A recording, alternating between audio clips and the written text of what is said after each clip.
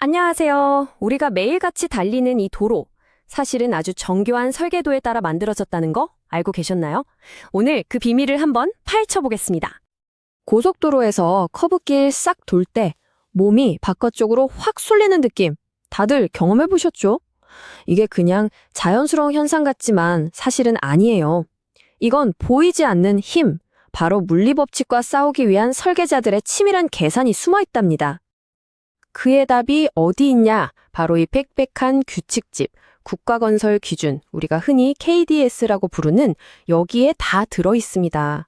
이게 바로 도로의 공식적인 청사진인 셈이죠. 우리의 안전과 편안함을 위해서 도로 공학의 아주 작은 디테일까지 하나하나 다 정해놓은 그런 기준들의 집합체라고 보시면 돼요. 그리고 이 설계도는 한 번 만들어지고 끝! 이게 아니에요. 보시는 것처럼 계속해서 발전해 왔습니다. 2001년에 처음 기준이 만들어진 이후로 기술 발전을 반영해서 2012년에 크게 한번 바뀌고 또 가장 최근인 2022년에도 업데이트가 됐죠. 우리의 도로가 점점 더 안전해지는 이유가 바로 여기에 있는 겁니다. 자, 그럼 오늘 우리가 파헤쳐 볼 내용들입니다. 도로의 비밀 설계도부터 시작해서 안전한 횡단면, 완벽한 곡선, 그리고 운전자의 시야까지 우리를 위해 설계된 도로의 모든 것을 차근차근 알아보겠습니다. 자, 첫 번째 이야기, 안전한 횡단면 만들기입니다. 이게 뭐냐면요, 매일 수만 대의 차들이 뒤엉키지 않고 각자 갈 길을 안전하게 가게 만드는 가장 기본적인 문제, 그걸 어떻게 해결하는지에 대한 이야기입니다. 그 가장 기본이 되는 단위가 바로 차로죠. 차 한 대가 안전하게 싱싱 달릴 수 있도록 만들어 놓은 길. 근데 여기서 제일 중요한 게 바로 이 폭이에요. 이게 그냥 대충 정해지는 게 절대 아니거든요. 바로 속도에 맞춰서 아주 정밀하게 계산됩니다. 이 표를 한번 보세요. 정말 흥미롭지 않나요? 설계 속도가 시속 60km 미만일 때는 차로 폭이 3m면 되는데 100km 이상이 되면 3.5m가 필요해요. 고작 50cm 차이 같지만 이 작은 차이가 바로 동네 골목길과 안전한 고속도로를 가르는 결정적인 기준이 되는 겁니다.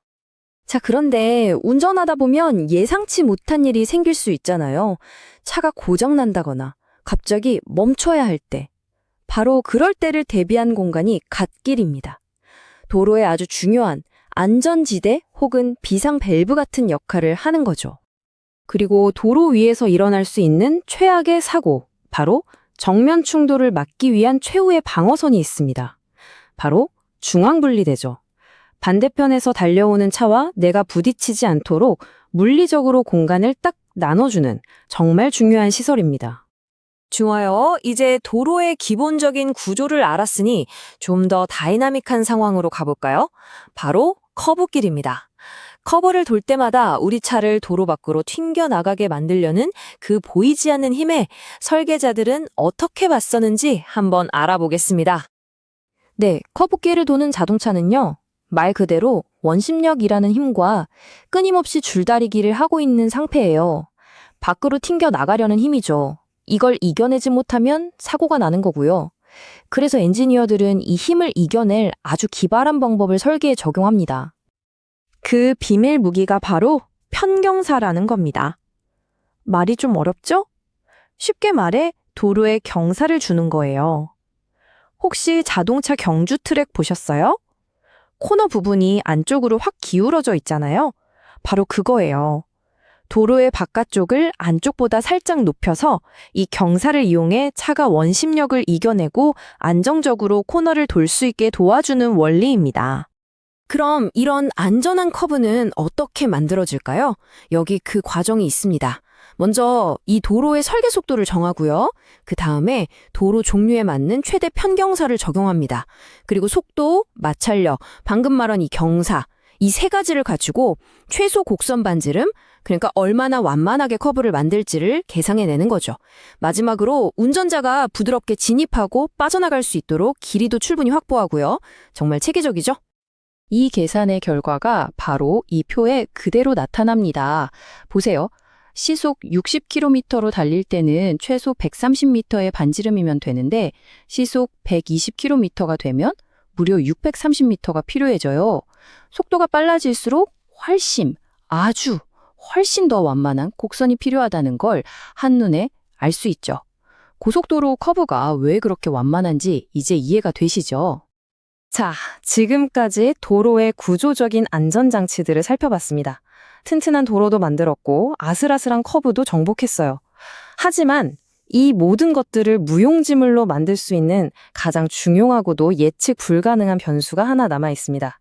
바로 운전자인 우리 자신이죠. 그래서 설계자들은 운전자의 눈을 기준으로 또 다른 계산을 합니다. 그게 바로 정지시거라는 개념이에요. 이게 뭐냐면 운전자가 저 앞에 뭔가 위험한 걸 발견했을 때 브레이크를 밟아서 차를 안전하게 완전히 멈추기까지 필요한 최소한의 거리를 말합니다. 이 거리만큼은 시야가 확 트여 있어야 한다는 거죠. 그러면 위험을 보고 반응하는데 얼마나 걸릴까요? 우리나라 국가건설 기준 KDS에서는 그 시간을 표준적으로 2.5초로 보고 있습니다. 저기 뭐가 있네? 인지하고 밟아야겠다 결정해서 발이 브레이크 페달로 옮겨가기까지 걸리는 시간이죠. 근데 2.5초라고 하니까 뭐 그렇게 긴 시간 같지 않죠? 하지만 우리가 운전하는 속도를 생각해보면 이야기가 완전히 달라집니다. 그 짧은 순간에도 자동차는 생각보다 훨씬 먼 거리를 그냥 달려가 버리거든요. 여기에 비나 눈까지 와서 길이 미끄러우면 상황은 정말 심각해집니다. 자, 이 그래프를 한번 보세요. 시속 60km로 달리고 있을 때를 가정한 건데요. 도로가 그냥 비에 젖어만 있어도 멈추는데 75m가 필요합니다. 그런데 만약 길이 얼거나 눈이 쌓였다? 무려 100m나 미끄러져 나가는 거예요.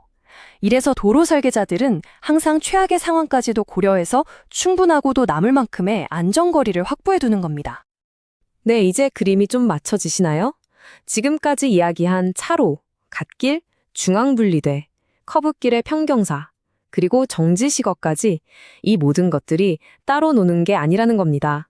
바로 우리의 안전을 지키기 위해서 하나의 정교하고 복잡한 시스템으로 맞물려 돌아가고 있는 거죠. 자, 오늘 내용 핵심만 다시 짚어볼까요?